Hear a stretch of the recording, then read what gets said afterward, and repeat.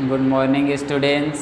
आज हम पढ़ने वाले हैं इंग्लिश ग्रामर पढ़ेंगे। तो कोई भी लैंग्वेज है, इंग्लिश ग्रामर पढ़ेंगे तो किसी भी लैंग्वेज को पढ़ने से पहले, कोई भी भाषा पढ़ने से पहले उसका ग्रामर समझ लेना ज़रूरी होता है, क्योंकि ग्रामर समझोगे तो उस लैंग्वेज में जो सेंटेंस लिखा है, जो वर्ड लिखा है, उसको आसानी से आप समझ सकते हो कि वो वर्ड वहाँ पर क्यों लिखा है। तो सबसे पहले कोई भी लैंग्वेज का क्या पढ़ना चाहिए, ग्रामर ही पढ़ना चाहिए। तो हम लोग आज क्या पढ़ेंगे, इंग्लिश का ग्रामर पढ़ेंगे, ठीक है। तो ये कोई भी कक्षा के लिए, पर्टिकुलर कक्षा के लिए नहीं है, कोई भी कक्षा का स्टूडेंट इसको पढ़ सकता है, क्योंकि बेसिक है। तो कोई भी लैंग्वेज का स्टार्ट ग्रामर से ही करना चाहिए। तो देखते हैं ग्रामर क्या होता है। तो हम लोग इंग्लिश लैंग्वेज पढ़ेंगे, इंग्लिश लिटरेचर नहीं। तो ग्रामर भी बेसिक ही पढ़ेंगे, डीप में मतलब अलग अलग इंग्लिश लैंग्वेज भी कई प्रकार के होते हैं। तो हम लोग जो भारतीय इंग्लिश है, इंडियन इंग्लिश, उसमें बेसिक ग्रामर पढ़ेंगे, ठीक है। तो ग्रामर में देख लो परिभाषा क्या होता है, ग्रामर का डेफिनेशन। तो grammar is the study of rules. Grammar is the study of rules by which words change their forms and are combined with sentences. मतलब ग्रामर नियमों का अध्ययन है जिससे वर्ड अपने रूप को चेंज करते हैं और वाक्यों में जोड़े जाते हैं। Grammar is the study of rules मतलब क्या है, व्याकरण नियमों का अध्ययन है, बाय विच जिससे वर्ड्स चेंज देयर फॉर्म्स, मतलब वर्ड्स अपने रूप को चेंज करते हैं, और are combined with the sentences मतलब वाक्यों में जोड़े जाते हैं। तो किस प्रकार से कोई वर्ड वाक्य में जुड़ता है और अपने रूप को चेंज करता है, इसका अध्ययन ही क्या कहलाता है, ग्रामर कहलाता है। तो जैसे कि एक एग्जाम्पल ले लेते हैं, जैसे कि Ram it's mango, Ram it's mangoes, ठीक है। तो यहाँ पर राम इट्स मैंगोस लिखा है। तो यहाँ पर तीन वर्ड हैं, राम है, इट्स है और मैंगो। तो यहाँ पर इट जो शब्द है उसका इट्स वाला फॉर्म लिखा है, मतलब बहुवचन जो एस लगा है वो वाला। मैंगो का भी मैंगोस वाला फॉर्म लिखा है, मतलब बहुवचन वाला फॉर्म लिखा है। तो कहाँ पर एस वाला फॉर्म लगेगा, कहाँ पर सिंपल फॉर्म रहेगा, मतलब वर्ड का कौन सा फॉर्म वर्ड वाक्य में कहाँ पर यूज़ होगा, इसका अध्ययन क्या कहलाता है, ग्रामर। तो यहाँ पर देखो ईट का इट्स वाला फॉर्म लगा है, मैंगो का कौन सा लगा है, मैंगोस वाला बहुवचन वाला फॉर्म लगा है। तो इसी का अध्ययन करेंगे कि कोई वर्ड अपने फॉर्म को किस प्रकार से चेंज करता है और वाक्य में कहाँ पर है तो उसका फॉर्म क्या होगा। जैसे कि आई ईट मैंगो, इस प्रकार से भी लिख सकता हूँ, मैं आम खाता हूँ, आई ईट मैंगो। तो आई लगा है तो इसमें ईट लगा है, लेकिन राम लगा है तो ईट्स लगा है। तो यहाँ पर अलग अलग वर्ड है, इसलिए यहाँ पर ईट और ईट्स में अंतर आ रहा है, मतलब वाक्य अलग है। तो जो ईट है वो ईट्स में लिखा है, यहाँ पर ईट लिखा है। तो वाक्य के हिसाब से देखो ईट चेंज हो रहा है, ईट लिखा है, कहीं पर ईट्स लिखा है। तो वही सीखना है ग्रामर में कि वाक्य जो शब्द होते हैं वो अपने रूप को किस प्रकार से चेंज करते हैं और वाक्य में कहाँ पर प्रयोग होते हैं, ठीक है। तो वर्ड्स क्या होते हैं पहले ये देख लेते हैं कि कोई भी वर्ड क्या होता है। तो वर्ड पढ़ने से पहले वर्ड किससे मिलके बने होते हैं, लेटर से, अक्षर से मिलके बनते हैं वर्ड। तो इंग्लिश अल्फ़ाबेट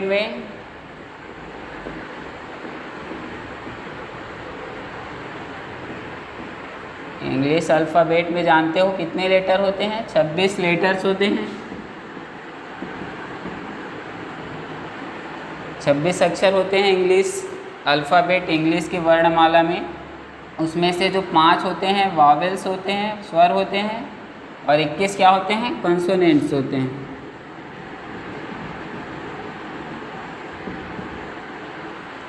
पाँच वावेल्स होते हैं और 21 कॉन्सोनेंट्स होते हैं। वावेल्स क्या क्या होते हैं, ए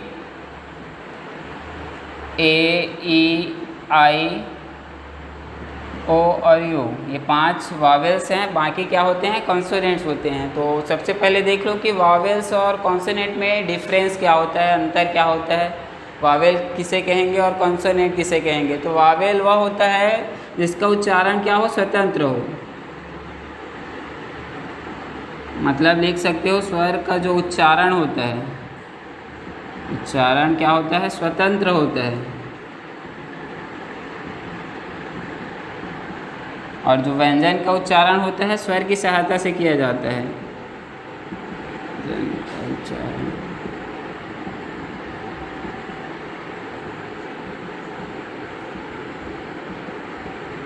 व्यंजन का उच्चारण स्वर की सहायता से किया जाता है।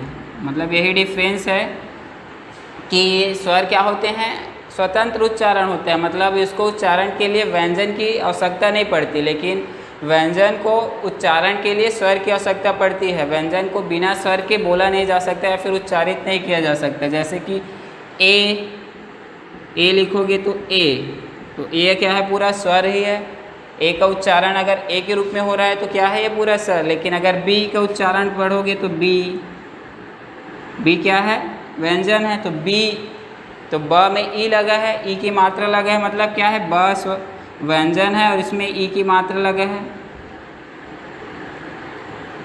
तो बिना स्वर के इसका उच्चारण कर सकते हो क्या, नहीं कर सकते। कोई भी लैंग्वेज में अगर हिंदी भी पढ़ोगे तो हिंदी में भी स्वर का मतलब वही होता है कि स्वर क्या होते हैं, उनका उच्चारण स्वतंत्र होता है, और व्यंजन का उच्चारण स्वर की सहायता से ही किया जा सकता है, स्वतंत्र नहीं होता। बस यही अंतर है, याद रखना। अब ये वर्ड जो वावेल्स हैं और कंसोनेंट्स, मतलब स्वर और व्यंजन ही आपस में मिल के क्या बनाते हैं, वर्ड्स बनाते हैं। वर्ड्स जो पढ़ रहे हैं शब्द बनाते हैं। शब्द क्या होते हैं, वर्ड मतलब लेटर्स आपस में मिलकर, लेटर्स आपस में मिलकर क्या बनाते हैं, शब्द बनाते हैं। ये जानते होंगे कि शब्दों के मतलब अक्षरों के मेल से क्या बनता है, शब्द बनता है। अब शब्द भी डिफरेंट प्रकार के होते हैं। मुख्यतः शब्द एक तो दो प्रकार के होंगे, एक तो जिसका अर्थ होगा और जिसका कोई अर्थ नहीं होता। एक तो सार्थक, एक तो निर्थक, मीनिंगफुल वर्ड्स और नॉन मीनिंगफुल वर्ड्स। जैसे कि अगर मैं ईट लिखा हूँ तो इसका कोई मीनिंग होता है, ईट मतलब क्या होता है, खाना।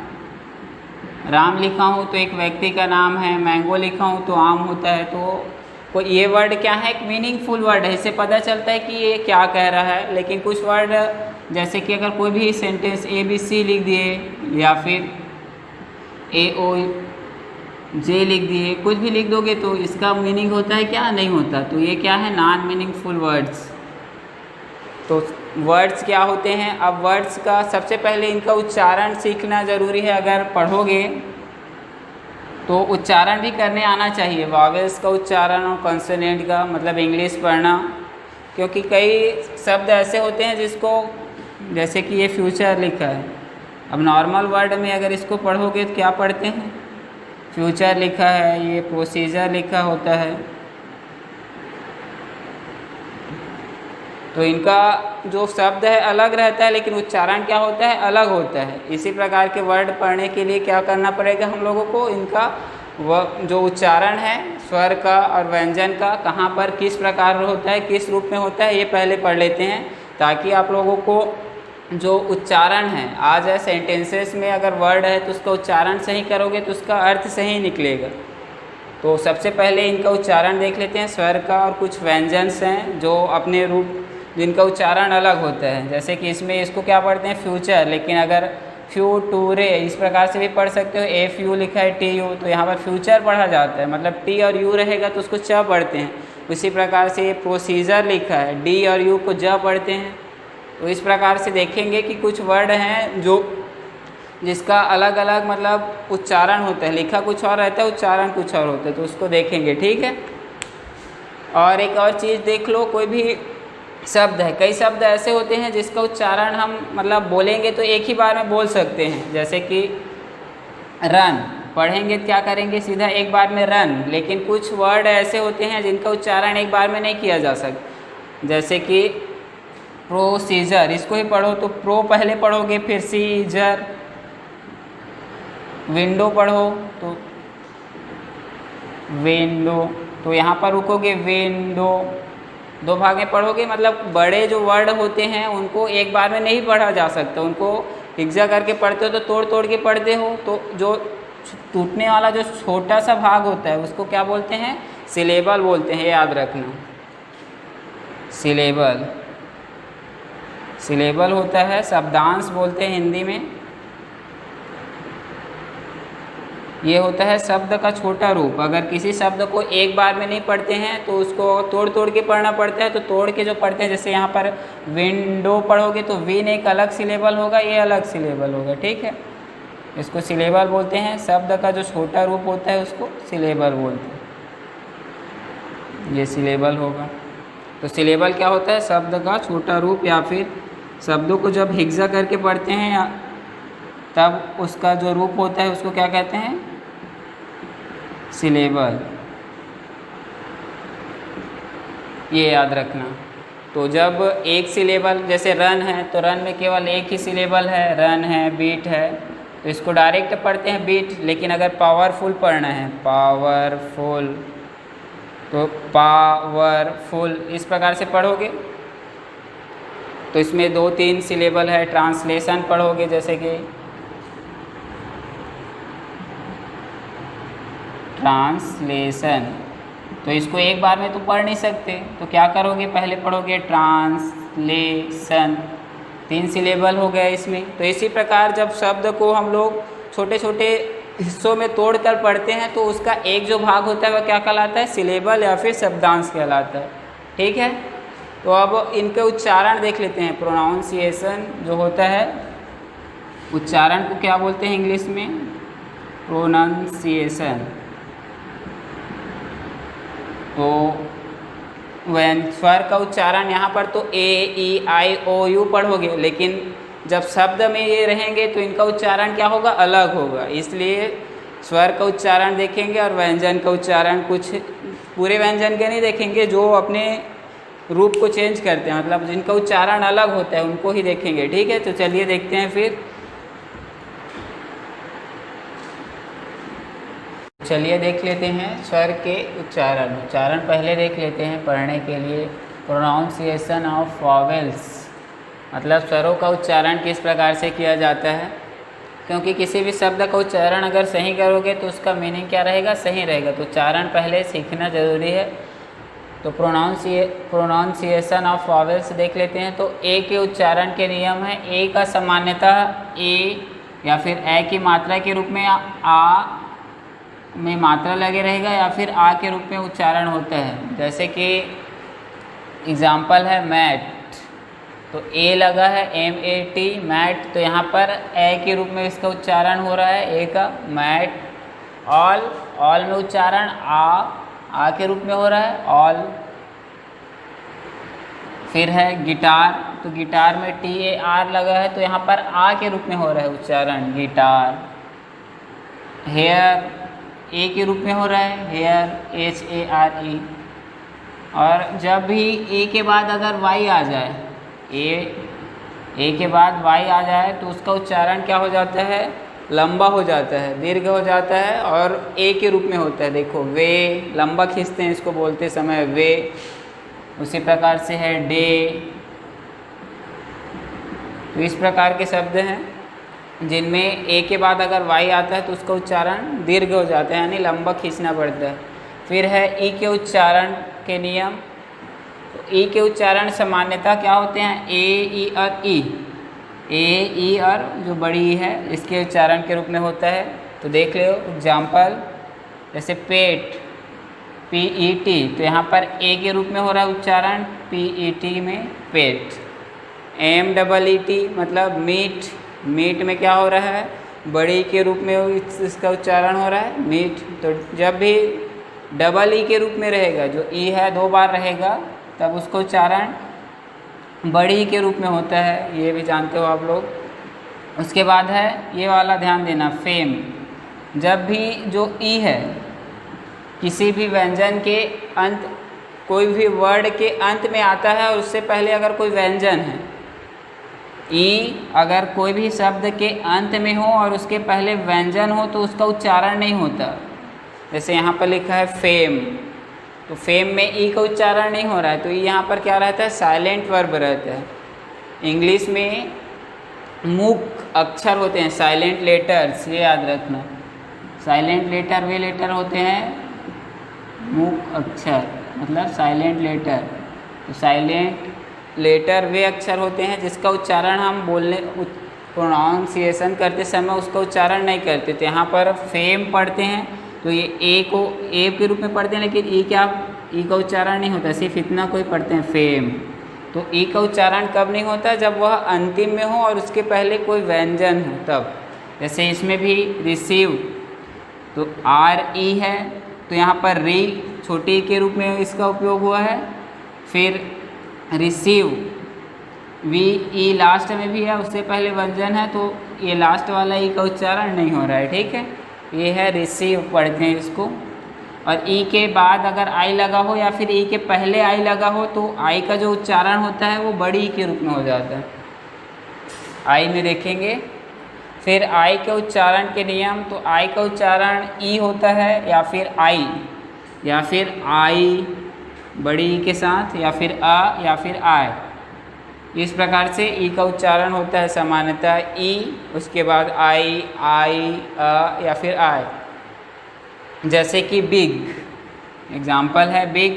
बिग में छोटी के रूप में हो रहा है बिग, ये सामान्यतः है छोटी के रूप में आई का उच्चारण होता है। यहाँ पर लाइक में आई ये वाला उच्चारण हो रहा है लाइक। हाई में बड़ी वाला आई। हायर, यहाँ पर आय का उच्चारण हो रहा है आय के रूप में हायर। ब्रीफ, ये देखो जब भी आई के बाद आई के साथ BRIEF लिखा है तो IE या फिर आई के साथ अगर ई लगा हो तो उसका उच्चारण ना सामान्यतः इसका उच्चारण छोटी के रूप में होता है, लेकिन अगर आई के साथ ई लगा हो या फिर पहले लगा हो या बाद में तो उसका उच्चारण बड़ी के रूप में होता है। तो इसको ब्रीफ, संक्षिप्त होता है। रिसीव में भी वैसी है, आई के पहले ई लगा है इसलिए इसका उच्चारण आई का उच्चारण बड़ी के रूप में होता है, वरना सामान्यतः छोटी के रूप में होता है, ध्यान देना। फिर ओ का उच्चारण, तो ओ के उच्चारण के नियम, तो ओ का उच्चारण होता है आ ओ, छोटू की मात्रा, फिर बड़ू की मात्रा, फिर अ, इस प्रकार से होता है। तो देख लो, जैसे कि एग्जांपल है बॉक्स, तो बॉक्स में आ के रूप में हो रहा है, ऊपर में मात्रा लगा है। ओल्ड में ओ के रूप में हो रहा है। डू में बड़ू की मात्रा के रूप में हो रहा है। सन में SON क्या होता है, सन पढ़ते हैं तो सन में अ के रूप में यूज़ हुआ है। ओ उच्चारण जरूरी है। लुक, देखो अब ओ अगर डबल ओ है तो उसका उच्चारण दीर्घ भी होता है और ह्रस्व भी होता है, मतलब ऊ भी, छोटा ऊ भी होता है, छोटा ऊ भी होता है और बड़ा ऊ भी होता है। डबल ओ का उच्चारण देखो, लुक में क्या होता है, छोटा ऊ का मात्रा रहता है और मून में क्या रहता है, बड़ा ऊ का मात्रा। तो ये ध्यान देना, जो डबल ओ है उसका उच्चारण हम लोग सामान्यतः देखते हैं कि बड़े ऊ के रूप में होता है, लेकिन कभी कभी उसका उच्चारण छोटे ऊ के रूप में भी होता है। और ओ के बाद अगर डब्लू लगा है तो उसका उच्चारण आउ होता है, आउल यानी उल्लू। ऐसे ऑन, इसको क्या पढ़ते हैं, ऑन, आउ, ये आउ। तो ओ के बाद अगर डब्लू लगा है तो उसका उच्चारण क्या होता है, आउ, ये ध्यान देना। फिर यू का उच्चारण, तो यू का उच्चारण के नियम हैं, तो यू के उच्चारण अ ई यू। तो यू बाकी सब में स्वर का, यू ऐसा स्वर है जिसका उच्चारण व्यंजन के रूप में भी होता है। देखो अ यू, ऊ और या भी है, तो व्यंजन यू ऐसा स्वर है जिसका उच्चारण स्वर और व्यंजन दोनों के रूप में होता है। अ और यू तो स्वर है, लेकिन यू वाई क्या, यह क्या है, व्यंजन है, तो व्यंजन के रूप में भी होता है, ध्यान देना। जैसे कि यू एग्जाम्पल में है, यूपी मतलब अप पढ़ते हैं, यूपी को FULL, फुल। छोटा ऊ का उच्चारण यूनिटी, यहाँ पर अब ये स्वर की नहीं व्यंजन के रूप में उच्चारित हो रहा है, ये ध्यान देना। तो यू का उच्चारण स्वर और व्यंजन दोनों के रूप में होता है। और व्यंजन का उच्चारण पढ़ेंगे तो वाई का उच्चारण स्वर के रूप में भी होता है और व्यंजन के रूप में। तो ये दोनों वर्ड ऐसे हैं जिसका स्वर और व्यंजन दोनों के रूप में उच्चारण होता है। तो ये कुछ एग्जाम्पल्स हैं, उसके थ्रू इनका उच्चारण समझ सकते हो सामान्यतः। इसके बाद देखते हैं कुछ वावेल्स के। वावेल्स के उच्चारण तो देख लिए। कंसोनेंट व्यंजन के उच्चारण देखेंगे तो उसमें पूरे व्यंजन के नहीं देखेंगे, कुछ व्यंजन के जिनका रूप चेंज हो जाता है उनका बस देखेंगे, ठीक है, उच्चारण जिनका अलग होता है। चलिए कुछ व्यंजन हैं उनके उच्चारण देख लेते हैं। तो प्रोनाउंसिएशन ऑफ कॉन्सोनेंट्स, तो देख लीजिए सी के उच्चारण के नियम। सी का उच्चारण स के रूप में भी होता है, क के रूप में भी होता है और शक्कर के स के रूप में भी होता है, ठीक है। तो स के रूप में कब होता है? जब सी के बाद ई, आई या फिर वाई हो। और ये जो उच्चारण के मैं नियम पढ़ा रहा हूँ वो सामान्यतः नियम है, इसके एक्सेप्शंस यानी अपवाद भी हैं। मतलब ज़रूरी नहीं है, कुछ वर्ड ऐसे भी होते हैं जिनमें ये वर्ड होते हुए भी उसका उच्चारण अलग हो जाता है। तो ये सामान्य नियम है, तो इसको याद रखोगे तो उच्चारण करने में क्या होगी? आसानी होगी। जैसे कि अगर सी के बाद ई आता है या फिर आई या फिर वाई आता है तो उसका उच्चारण क्या होता है? स होता है। जैसे सीमेंट हो गया, ए, ओ, यू या फिर के आता है। सी के बाद यदि ए आए फिर या फिर ओ आए या फिर यू आए या फिर के आए तो उसका उच्चारण क्या होता है? उसका उच्चारण होता है क, ठीक है। अगर ए, ओ, यू या फिर के आता है सी के बाद तो उसका उच्चारण का होता है। यदि सी के बाद आई, ए या फिर ई, ए आए तो उसका उच्चारण स होता है। जैसे कि एग्जाम्पल है RECEPT, रिसिप्ट। सामान्यतः हम इनको क्या पढ़ देते हैं? रिसिप्ट पढ़ देते हैं, जबकि पी क्या रहता है यहाँ पर? साइलेंट लेटर है, तो उसका भी ध्यान रखा करो। ये है रिसिप्ट, तो इसमें सी के बाद ई आया है इसलिए इसका उच्चारण क्या हो रहा है? स। इसी प्रकार से और वर्ड बोल सकते हो, सीमेंट, तो CEMENT, तो इसको क्या पढ़ते हैं? सीमेंट,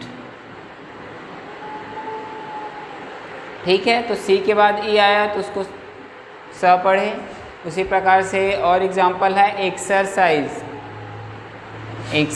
तो सी के बाद आई आ रहा है तो इसका भी उच्चारण क्या होगा? स होगा। तो ये क्या कहलाता है? एक्सरसाइज। फिर है प्राइवेसी सी के बाद वाई आ रहा है तो इसमें भी इसका उच्चारण क्या होगा? सही होगा। तो कुछ वर्ड हैं सामान्यतः, ज़्यादातर वर्ड के बाद यदि ई, आई और वाई सी के बाद आता है तो उसका उच्चारण सही करोगे, ठीक है। फिर देखते हैं कैट, CAT, सी के बाद ए आ रहा है मतलब का उच्चारण CUT, कट। तो सी के बाद यू आ रहा है और सी के बाद के आ रहा है तो इनका उच्चारण क्या होगा? क होगा। वहाँ पर लिखा है ए, ओ या फिर यू या फिर के आता है अगर सी के बाद तो उसका उच्चारण क्या करेंगे? क। तो इसको कैट, इसको कट, इसको क्लिक पढ़ेंगे। अब यदि सी के बाद आई, ए या फिर ई, ए आता है, जैसे कि यहाँ पर स्पेशल, तो सी के बाद क्या आया है? आई, ए, तो ये वाला स ना हो क्या? शक्कर का स हो जाएगा स्पेशल, इस प्रकार से पढ़ेंगे, ठीक है। अगर सी के बाद आई, ए या फिर ई, ए आता है तो उसका उच्चारण शक्कर का स वाला स आ जाएगा, स्पेशल या फिर सीज। ये एग्जाम्पल है इसका। फिर है जी के उच्चारण, तो जी का उच्चारण का देख लो क्या होता है। जी का उच्चारण सामान्यतः क्या होता है? ग होता है, जानते हो आप, लेकिन कभी कभी उसका उच्चारण ज भी होता है। तो ज कब होगा? जब जी के बाद ई आएगा या फिर आई आएगा। ज़्यादातर केस में ई या फिर आई होने पर जी के बाद अगर ई है या फिर आई है तो उसका उच्चारण क्या हो जाता है? ज हो जाता है। कुछ एग्जाम्पल्स हैं जैसे कि सेज, SAGE, सेज। सेज में इसका उच्चारण क्या हो रहा है? GE है इसलिए ज। जर्म, GERM, तो जी के बाद ई है तो इसका उच्चारण जर्म हो रहा है। इमेजिन, जी के बाद आई है तो इमेजिन, ये भी ज हो गया। लेकिन सामान्य वर्ड में इसका उच्चारण क्या होता है? जैसे कि बैग है, गन है, तो जी का जो उच्चारण है ग और ज होता है। ज ज कब होगा, जब ई या फिर आई आएंगे जी के बाद तब। फिर है एस का उच्चारण, और मैं उन्हीं व्यंजन का उच्चारण बता रहा हूँ जिसका उच्चारण क्या होता है कभी कभी बदल जाता है। ठीक है, सामान्य तो सभी का उच्चारण आप लोग 12 खड़ी में या फिर अल्फ़ाबेट पढ़ते हो तब पढ़े होगे कि इसका उच्चारण क्या होता है, लेकिन सामान्य से अगर कोई अलग हो रहा है उसका उच्चारण तो उसको मैं बता रहा हूँ। ठीक है, तो एस का उच्चारण सामान्यतः स करते हैं, लेकिन कभी कभी ज भी होता है, और स तो सामान्य है और ये वाला स भी हो सकता है। तो जब शब्द के अंत में कोई वर्ड है उसके अंत में बी ई जी या फिर डबल जी या फिर जी ई या फिर आई ई या ई एफ या वाई आए और उसके बाद एस आएगा, उसके बाद क्या आएगा, एस आएगा, मतलब इन कोई शब्द है उसके अंत में ये लेटर्स हैं और इनके बाद एस है, तब उसका उच्चारण क्या होगा, ज होगा। जैसे कि एग्जाम्पल है लेग्स, हम लोग क्या पढ़ते हैं, लेग्स पढ़ते हैं, लेकिन ये क्या होता है, legs, legs. Egg, E double G egg, eggs, eggs पढ़ते हैं, लेकिन उच्चारण क्या होता है इसका, एग्स, मतलब ज होता है, जो कि हल्का सा उच्चारण करोगे तो स के रूप में दिखता है हम लोगों को, तो एग्स इसका उच्चारण होता है। यहाँ पर क्या है, डबल जी है उसके बाद एस है तो एग्स, ए जी के बाद एस है तो उसका भी ई एस, केजेज, सी ए जी ई एस, तो जी ई के बाद भी अगर एस है तो उसका भी उच्चारण ज ही होता है, तो कैजेज।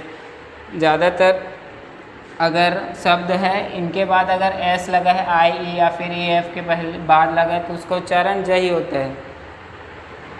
अब सामान्य वर्ड में जैसे कि लिप्स है तो एस ही होता है, स, एस का उच्चारण स होता है सामान्य, तो ये तो सामान्य वर्ड है, लिप्स में स है, बाइक्स है, यहाँ पर ई एस है, फिर भी इसका उच्चारण स के रूप में हुआ है, क्योंकि केवल इन्हीं वर्ड के बाद अगर एस आता है तब उसका क्या उच्चारण होता है, ज। और ये वाला शक्कर का स का उच्चारण कब होता है, जब इसके एस या फिर डबल एस के बाद ये आई ए या फिर आई ओ एन आए, जैसे कि Russia, R U double S I A, S के बाद आई ए आया है तो इसका उच्चारण क्या हो रहा है, शक्कर का स, रसिया। सेशन, सत्र जो होता है तो S E double S I O N, ये वाला पढ़े होगे, इसमें ये वाला स आता है ना, शक्कर का स, उच्चारण करोगे या लिखोगे तो सेशन, डबल एस या फिर एस के बाद अगर आई ओ एन आता है तो उसका उच्चारण ये वाला स होता है। ठीक है, फिर है टी का उच्चारण, टी के उच्चारण के नियम, तो टी का उच्चारण स भी होता है, कहीं पर च, कहीं पर था, कहीं पर द, और ट भी हो जाता है, तो अलग अलग कंडीशन पे है। सामान्यतः ये वाला याद रख लेना, बाकी नियम तो नहीं है, पर कुछ कुछ वर्ड याद रख लेना उसका उच्चारण क्या होता है। जैसे कि यदि टी के बाद अगर आई ए, आई ई या फिर आई ओ आता है तो उसका उच्चारण स हो जाता है। जैसे कि पेशेंट, मरीज, patient, P A T I E N T, patient, तो इसको ज़्यादातर लोग पेशेंट पढ़ते ही नहीं हैं, पेटेंट पढ़ देते हैं, तो ये क्या लिखा है, पेशेंट। अगर टी के बाद आई ए आए या फिर आई ई आए या फिर आई ओ आए तो उसका उच्चारण स हो जाता है। जैसे पेशेंट है, ये हो गया, पोटेंशियल है, इसेंशियल है। ठीक है, यहाँ पर पोटेंशियल में टी के बाद आई आया है, ए आया है, तो इसका उच्चारण क्या हो गया, स हो गया, तो पोटेंशियल, टा नहीं पढ़ेंगे। ठीक है, ये क्वेश्चंस है, क्वेश्चन तो सभी पढ़ते हो, क्वेश्चन तो सही, क्वेश्चन, तो क्वेश्चन में जो टी का उच्चारण है क्या होता है, च के रूप में होता है। यहाँ पर टी के च का उच्चारण के रूप में कब होता है, जब एस के बाद टी आई ओ एन लगा हो तब उसको पढ़ते हैं हम लोग च, तो क्वेश्चन, क्वेश्चन। ठीक है, अब टी के बाद अगर यू आर ई हो, जैसे कि nature, T N A T U R E, nature हो गया, फर्नीचर हो गया, फ्यूचर हो गया, कल्चर हो गया, तो सभी में क्या आता है, टी यू आर ई। तो टी के बाद अगर यू आया है और आर ई है तब उसको क्या पढ़ते हैं, च पढ़ते हैं, याद रखना। कल्चर, नेचर, फ्यूचर, इन सभी में टी के बाद यू आता है तो उसका उच्चारण क्या होता है, च होता है। फिर है इसका सामान्य उच्चारण होता है टी का, द और थ दोनों होते हैं। टी एच है, टी एच है तो उसका उच्चारण द भी होता है और थ भी होता है, जैसे कि दैट, TH है, फिर भी इसका उच्चारण क्या हो रहा है? द। दैट है, दिस है, द है, तो इसमें उच्चारण TH का क्या होता है? द। लेकिन थिन है, थिक है, उसमें क्या होता है? थ। तो ये याद रखना। और ये द का उच्चारण द भी होता है और दी भी होता है। द कब होता है? जब व्यंजन मूलक कोई शब्द के पहले लगा रहता है तो द उच्चारण करते हैं, जब स्वर मूलक स्वर के पहले लगा होता है तो दी उच्चारण करते हैं। जैसे कि एक के पहले लगाओगे तो दी एग पढ़ते हैं, एलिफेंट के पहले लगाओगे दी एलिफेंट पढ़ोगे। लेकिन जैसे काऊ के पहले द लगाए हो तो द काऊ, तो द पढ़ोगे, क्योंकि ये व्यंजन मूलक है। सी क्या है? व्यंजन से शुरू हो रहा है, तो ये वर्ड क्या है? व्यंजन मूलक शब्द से आरंभ हो रहा है, इसलिए इसके पहले क्या पढ़ेंगे? द को द ही पढ़ेंगे। लेकिन अगर कोई स्वर मूलक शब्द है तो उसके पहले जो द लिखा रहता है उसको दी पढ़ते हैं, ठीक है। और है ये वाला याद रखना, प्रोसीजर का बताया था। प्रोसीजर डी के बाद यू आता है तो उसको ज पढ़ते हैं कभी कभी, हमेशा नहीं पढ़ते। जैसे कि एजुकेशन, ये याद रखना। अब इसको ज़्यादातर लोग एडुकेशन पढ़ते हैं, जबकि एजुकेशन होता है, ये होता है एजुकेशन। और इसी प्रकार प्रोसीजर में डी के बाद यू आर ई आता है तो इसको प्रोसीजर पढ़ते हैं, प्रोसीजर। प्रोसीड्यूर नहीं पढ़ना है, ठीक है। तो कुछ वर्ड होते हैं उनका उच्चारण अगर नहीं होता तो डिक्शनरी वगैरह से देख लिया करो, लेकिन उच्चारण सही किया करो। अगर इसको उच्चारण सही नहीं करोगे तो इसका अर्थ चेंज हो जाता है, ठीक है। जैसे कि हम लोग अगर पढ़ते भी हैं, जैसे कि इसको अगर बट है इसको बुट पढ़ दोगे तो अगर बोलोगे बुट तो इसका मीनिंग क्या हो जाएगा? चेंज हो जाएगा, स्पेलिंग थोड़ी पता रहेगा उसको। तो उच्चारण भी इम्पॉर्टेंट होता है, इसलिए सबसे पहले मैं ग्रामर पढ़ाने से पहले उच्चारण बता दिया कि सामान्य शब्द होते हैं उनको उच्चारण किस प्रकार से किया जाता है। तो पढ़ना सीख गए। आप देखते हैं अब ग्रामर का स्टार्ट होता है। सबसे पहले ग्रामर क्या होता है बताया, तो उसमें वर्ड अपने रूप चेंज करते हैं और वाक्य में किस प्रकार जुड़े होते हैं उसको पढ़ेंगे ग्रामर में। तो वर्ड को पढ़ना है तो वो वर्ड एक तो विकारी वर्ड होते हैं, एक तो अविकारी, मतलब कुछ का रूप चेंज होता है, कुछ अवयव होते हैं उनका रूप चेंज नहीं होता। तो कोई भी वर्ड है वो सेंटेंस में किस प्रकार यूज़ हुआ है तो उसके प्रकार पे निर्भर करता है, तो उसको पढ़ेंगे। पार्ट ऑफ स्पीच पढ़ेंगे, आगे की क्लास में क्या पढ़ेंगे? पार्ट ऑफ स्पीच,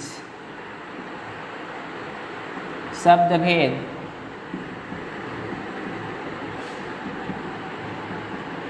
मतलब कोई भी वाक्य है, जैसे कि एग्जाम्पल लिया था राम इट्स मैंगोज, तो इसमें जो शब्द यूज़ हुए हैं उनका प्रकार क्या है, कौन सा है? नाउन है कि प्रोनाउन है कि विशेषण है कि क्रिया विशेषण है कि प्रीपोजिशन है कि इंटरजेक्शन है कि कंजक्शन है, ये सब जानना है। और वर्ड को ही पहचान लोगे कि कौन सा वर्ड क्या है और उसका रूप किस प्रकार से चेंज होता है, तो इंग्लिश में आप आसानी से वाक्य बना सकते हो और इंग्लिश को समझ सकते हो। तो सबसे पहले यही पढ़ेंगे पार्ट ऑफ स्पीच, मतलब शब्द भेद। तो वाक्य में प्रयुक्त होने वाले शब्द के प्रकार पढ़ेंगे, ठीक है।